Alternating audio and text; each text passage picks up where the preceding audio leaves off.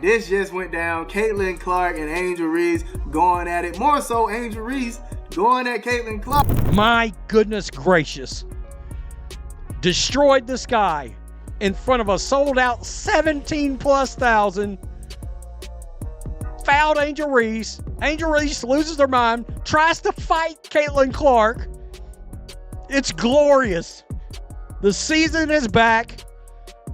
It is on. A triple-double in the first game back. In front of 17,000 screaming fans, Reese fouled, tried to flex, and Clark responded by putting on a historic clinic. Legendary. The season's back, and it's personal. First game, Clark drops a triple-double as the Fever demolish the Sky, 93-58. That's a 35-point beatdown. And Reese? She had to stand there and watch it happen. This wasn't just a loss, it was a lesson. A backfire so brutal it should come with a warning label. What do you think? Did Reese bring this on herself? Drop your take in the comments. Let's talk about the moment that flipped everything. Midway through the third quarter, the Fever were already cruising. Too strong on a three. And look out, Caitlin Clark pushes Angel Reese. Angel Reese gets right up into Caitlin Clark.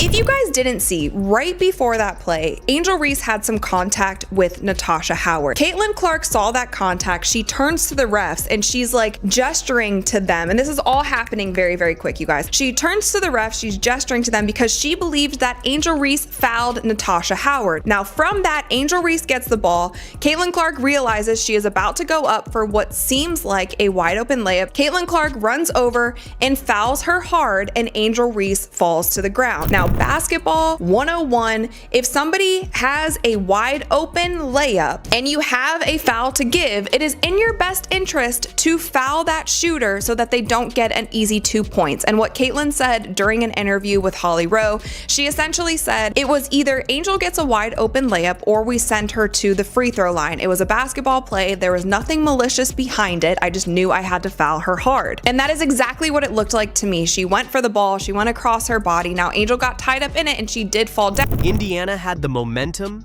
the crowd, and the scoreboard. Then Angel Reese pushed Natasha Howard to grab an offensive board.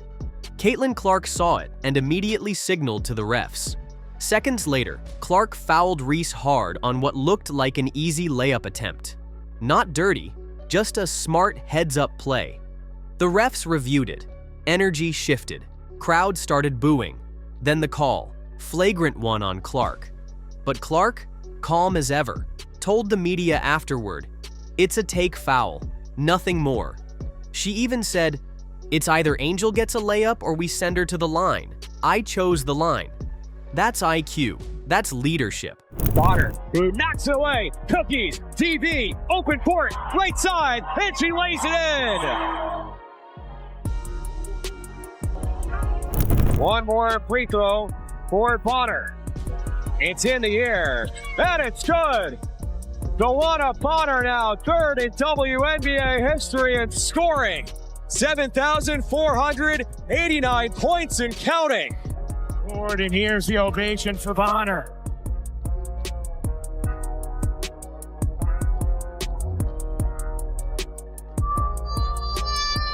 You know, DB is somebody that, you know, he's a Hall of Famer, like a legend, not only a good basketball player, a great person, a great leader. You know, the strongest voice in our locker room is hers, and it's fun to have been around here now for about a month just to get to learn from her and soak it in, and I'm really happy she got to do it at the free throw line and all the fans could go crazy and cheer for her because she certainly deserved that moment, and it was really awesome to see and be a part of. But Reese didn't take it that way. As soon as that flagrant was announced, she snapped, stormed at Clark, tight-jawed, eyes locked. She wasn't just mad, she was making it personal. Aaliyah Boston jumped in right away, stepping between them like a wall. Took a tech for it, but that moment said everything. This Fever squad protects their own. Then things really started to unravel. Reese paced, pulled her jersey, kept jawing. It looked more like a fight brewing than a game. But instead of throwing Clark off, it flipped her switch. The Sky thought they had momentum. Nope. They lit a fire. Indiana Fever faced off against the Chicago Sky in a blowout victory, and I have 3 words. Oh my God. Or now you know.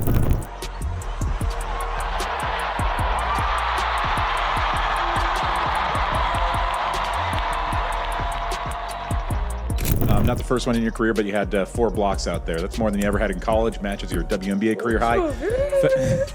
Felt like you were channeling the spirit of Gabby Marshall out there with the blocks. Is that a part of your game that you've been working on the postseason? Are we going to see more blocks out of you as your career rolls on? Not really. Clark stayed locked in. Didn't talk, didn't react. She just hooped.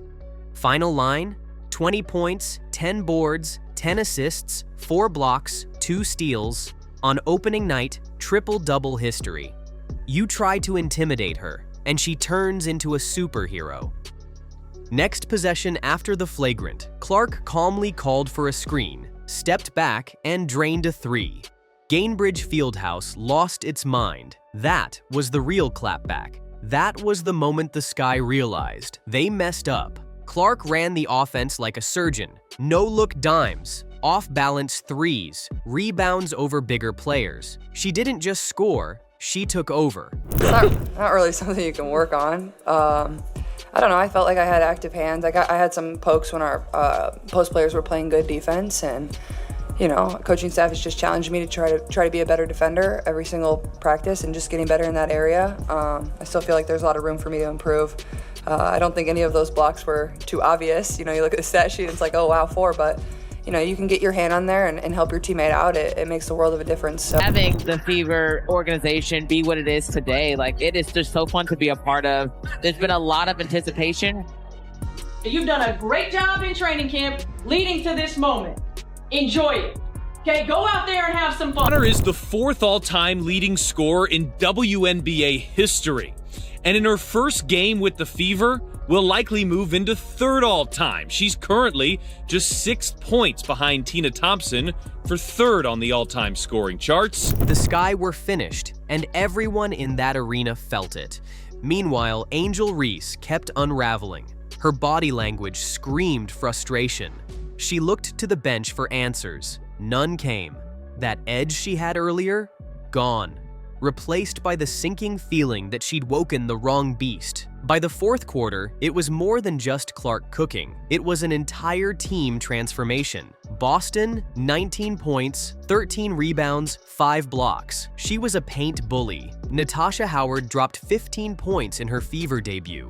Lexi Hull came off the bench flying. 9 points, 9 boards, diving for loose balls and sparking huge runs. Chicago, in shambles, shot 29% from the field, 22% from 3. Layups clanked, 3s bricked. Even their 6 feet 7-inch sophomore was held to 4 points. Vanderloot couldn't get anything going. Turnovers, missed shots, just chaos. Final score, 93-58. This wasn't just a win, it was a statement, a warning to every other team.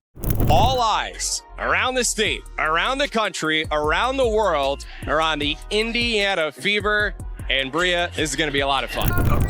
There it is! A triple.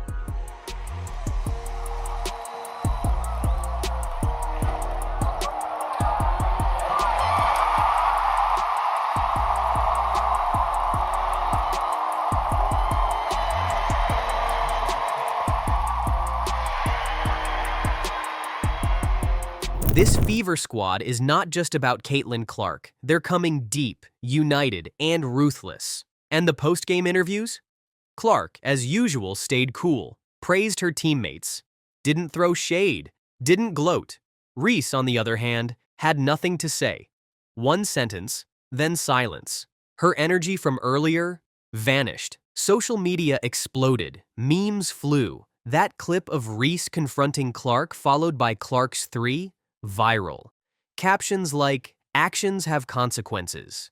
Cold. The WNBA couldn't have scripted a better opener. Ratings went through the roof. And now, Clark-Reese is the rivalry. But let's be clear, round 1 goes to Clark. All day. Reese tried to rattle her. Instead, she triggered a career night, a triple-double, a 35-point win, and a headline that reads, "Don't poke the queen." Let us know in the comments. Did Reese deserve this, or is this just getting started? Like, subscribe, and turn on notifications so you don't miss the next chapter. Hit that next video, and we'll see you there.